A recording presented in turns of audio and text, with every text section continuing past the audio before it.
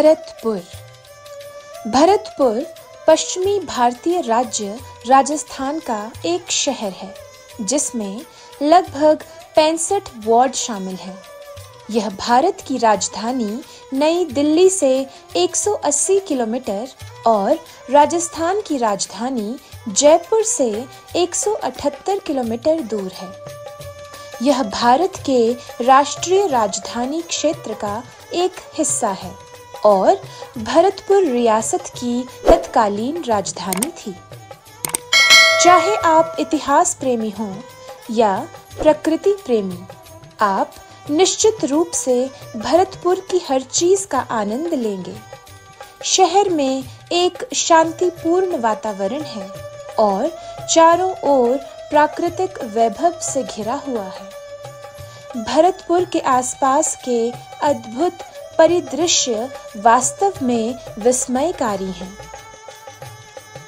भरतपुर का मुख्य आकर्षण निश्चित रूप से पक्षी अभयारण्य है, जो पक्षियों की 230 से अधिक विभिन्न प्रजातियों का घर है। इसके बाद 18वीं सदी से बना शानदार लोहागढ़ किला है, जो शहर के बीचों बीच स्थित है। आध्यात्मिक यात्रियों के लिए चावड़ देवी मंदिर, लक्ष्मण मंदिर और बांके बिहारी मंदिर जैसे स्थान हैं। भरतपुर पैलेस और संग्रहालय में इतिहास के प्रति उत्साही लोगों के लिए कई आकर्षण हैं। इतिहास: पूर्वी राजपूताना में स्थित, दिल्ली के दक्षिण में स्थित और ब्रिटिश भारत के मथुरा और आगरा जिलों की सीमा पर स्थित यह भारत के हिंदू राजकुमारों द्वारा शासित था। जाट गोत्र या जाति: 19वीं और 20वीं सदी में इसका क्षेत्रफल लगभग 2000 वर्ग मील था और इसकी आबादी 10 लाख से भी कम थी। प्रमुख जातियां जाट थीं, जो मजबूत कृषक थे और ब्राह्मण थे। देश कृषि प्रधान था। पूर्व मुस्लिम काल में यह क्षेत्र 2 राजपूत वंशों, दिल्ली के तोमरों और बयाना के जादौनों के बीच विभाजित था।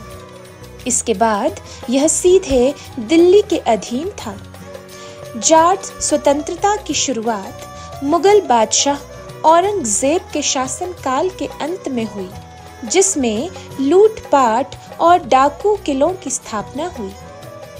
1722 में भरतपुर को मुगलों द्वारा स्वायत्त के रूप में मान्यता दी गई थी। इसका सबसे बड़ा शासक सूरजमल ने दिल्ली को लूटा और आगरा ले लिया। उनकी मृत्यु के तुरंत बाद अंग्रेजों द्वारा 2 घेराबंदी के दौर से गुजरते हुए राज्य का पतन हो गया।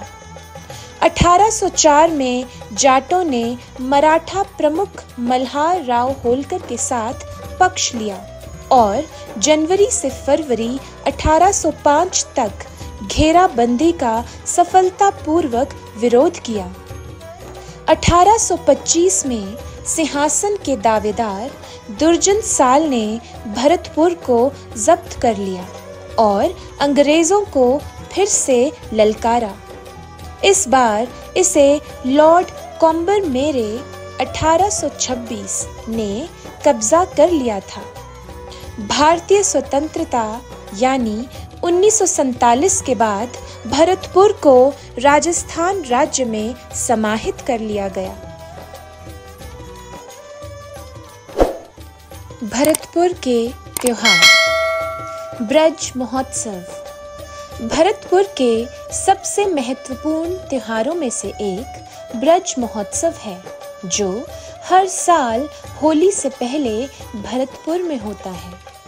यह त्योहार भगवान कृष्ण को समर्पित है, जिन्होंने अपना बचपन ब्रज क्षेत्र में बिताया था।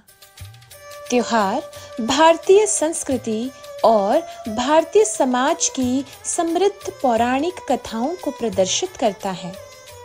ब्रज महोत्सव के नाम से भी प्रसिद्ध यह त्योहार हिंदू कैलेंडर के अनुसार फाल्गुन के महीने में शुक्ल पक्ष में 3 दिनों तक चलता है। इस पर्व के अवसर पर रास लीला का आयोजन किया जाता है। स्थानीय गायकों द्वारा लोकगीत गाए जाते हैं और पूरे शहर को रंगों से सजाया जाता है। ब्रज महोत्सव भी विभिन्न भागों और क्षेत्रों से पर्यटकों को आकर्षित करने के लिए आयोजित किया जाता है। गणगौर गणगौर राजस्थान के सबसे पुराने और सबसे महत्वपूर्ण त्योहारों में से एक है। यह राज्य के सभी जिला में समान उत्साह के साथ मनाया जाता है। गणगौर का शाब्दिक अर्थ है भगवान शिव और देवी पार्वती का मिलन। त्योहार देवी पार्वती की पूजा के बारे में है। विवाहित महिलाएं अपने पति और परिवार की समृद्धि के लिए देवी से प्रार्थना करती हैं, जबकि अविवाहित महिलाएं भविष्य में एक अच्छा पति पाने के लिए प्रार्थना करती हैं। हर साल चैत्र मास में गणगौर का त्योहार मनाया जाता है। हिंदू पंचांग के अनुसार इस महीने से हिंदुओं का नया साल शुरू होता है। इस महीने में सर्दी के मौसम की समाप्ति और गर्मियों की शुरुआत भी होती है। गणगौर 18 दिन का त्योहार है और पूरे जोश और उत्साह के साथ मनाया जाता है। तीज तीज राजस्थान का एक और महत्वपूर्ण त्योहार है। यह गणगौर के समान है, जिसमें महिलाएं देवी पार्वती की पूजा करती हैं और अपने पति की सलामती के लिए प्रार्थना करती हैं। महिलाएं नए कपड़े पहनती हैं और गहनों से खुद को सजाती हैं।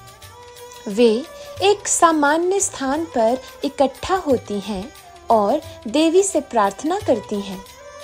सावन का स्वागत करने के लिए महिलाएं झूला झूलती हैं। घेवर और फीनी इस अवसर की मिठाइयाँ हैं।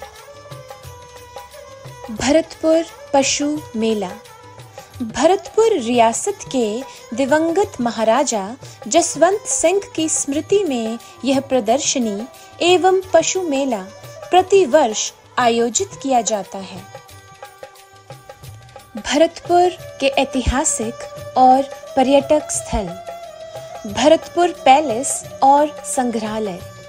भरतपुर पैलेस के परिसर के भीतर स्थित कामरा खास एक संग्रहालय है, जिसमें बड़ी संख्या में प्राचीन वस्तुएं, 581 से अधिक पत्थर की मूर्तियां, 861 स्थानीय कला और शिल्प के सामान और प्राचीन ग्रंथ हैं, जो भरतपुर की कला और संस्कृति को दर्शाते हैं।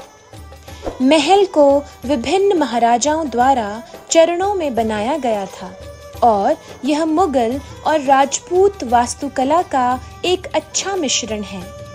महल के विभिन्न अपार्टमेंट्स में विभिन्न प्रकार के समृद्ध पैटर्न वाली फर्श टाइलें हैं, जिन्हें उत्तम डिजाइन से सजाया गया है। लक्ष्मण मंदिर। यह मंदिर भगवान राम के भाई लक्ष्मण को समर्पित है और अपनी विशिष्ट राजस्थानी शैली की वास्तुकला और सुंदर गुलाबी पत्थर के काम के लिए प्रसिद्ध है। आगंतुक दरवाजे, छत, खंबे, दीवारों और मेहराबों पर फूलों और पक्षियों की जटिल नक्काशी का आनंद लेंगे। केवलादेव घाना राष्ट्रीय उद्यान। हर साल हजारों प्रवासी जल पक्षी जैसे ग्रीन सैंड पाइपर और क्रेन सर्दियों के दौरान पार्क में आते हैं। यह 18वीं शताब्दी के मध्य में भरतपुर के दक्षिण पूर्व में 5 किलोमीटर की दूरी पर स्थित एक छोटे से जलाशय के रूप में बनाया गया था। अजान बंध का निर्माण और इस प्राकृतिक अवसाद के बाद की बाढ़ ने दुनिया के सबसे आकर्षक और शानदार पक्षी भंडारों में से एक को जन्म दिया। केवलादेव घाना राष्ट्रीय उद्यान को आज दुनिया के सबसे धनी पक्षी क्षेत्रों में से एक माना जाता है। लोहे का किला। लोहे का किला, जिसे लोहागढ़ किला भी कहा जाता है, अपने नाम के अनुरूप कई ब्रिटिश हमलों के सामने मजबूती से खड़ा रहा और अंत तक उन्हें निराश करता रहा। इसने 4 बार अंग्रेजों के हमले का सामना किया और लंबी घेराबंदी के बाद उन्हें वापस जाना पड़ा। लेकिन लॉर्ड लेक हालांकि 1805 में इस पर कब्जा करने में सफल रहा। यह राज्य के अन्य किलों से बहुत अलग है। किले से जुड़ी कोई तड़क भड़क नहीं है, लेकिन यह शक्ति और भव्यता का आभा मंडल उत्पन्न करता है। किला खाई से घिरा हुआ है, जो पहले दुश्मन के हमलों को रोकने के लिए पानी से भरा हुआ था। रेतीली प्राचीर रेतीली लड़ाइयों से मजबूत हो गई थी। इस प्रकार दुश्मन की बंदूकें बेकार साबित हुईं। किले में कुछ दिलचस्प स्मारक किशोरी महल, महल खास और कोठी खास हैं। मोती महल और जवाहर बुर्ज और फतेह बुर्ज जैसे टावर मुगलों और ब्रिटिश सेना पर जीत के उपलक्ष्य में बनाए गए थे। गंगा मंदिर। ऐसा कहा जाता है कि वर्ष 1845 में महाराजा बलवंत सिंह ने इस मंदिर का निर्माण शुरू किया था। मंदिर की निर्माण प्रक्रिया काफी अनोखी थी, जिसमें राज्य के सभी कर्मचारियों और कई अन्य समृद्ध स्थानीय लोगों को मंदिर के निर्माण में योगदान देने के लिए कहा गया था। कहा जाता है कि मंदिरों को बनाने में करीब 9 दशक लगे थे। एक बार जब मंदिर पूरा हो गया तो बलवंत सिंह के 5वें वंशज ब्रिजेंद्र सिंह ने मंदिर में देवी गंगा की एक मूर्ति रख दी। तभी से इस मंदिर को गंगा मंदिर के नाम से जाना जाने लगा। दक्षिण भारतीय राजपूत और मुगल शैली इनका एक संगम है, जो इस मंदिर की सुंदरता और भव्यता को देखने पर मिलता है। संरचना के खंभों और दीवारों पर कई शानदार नक्काशियां हैं। भरतपुर कैसे पहुंचे? हवाई जहाज से। निकटतम हवाई अड्डा आगरा में स्थित है, जो भरतपुर से 56 किलोमीटर दूर है। अंतर्राष्ट्रीय जयपुर हवाई अड्डा भरतपुर से लगभग 175 किलोमीटर दूर है। दिल्ली भरतपुर से 184 किलोमीटर दूर है। ट्रेन द्वारा नियमित रेल सेवाएं भरतपुर को दिल्ली, मुंबई, जयपुर और आगरा जैसे सभी प्रमुख शहरों से जोड़ती हैं।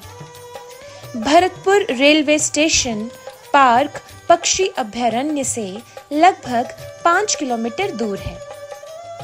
सड़क द्वारा भरतपुर जयपुर से 184 किलोमीटर दूर है। आगरा भरतपुर से लगभग 50 किलोमीटर दूर है। NH-21 जयपुर, भरतपुर और आगरा को जोड़ता है।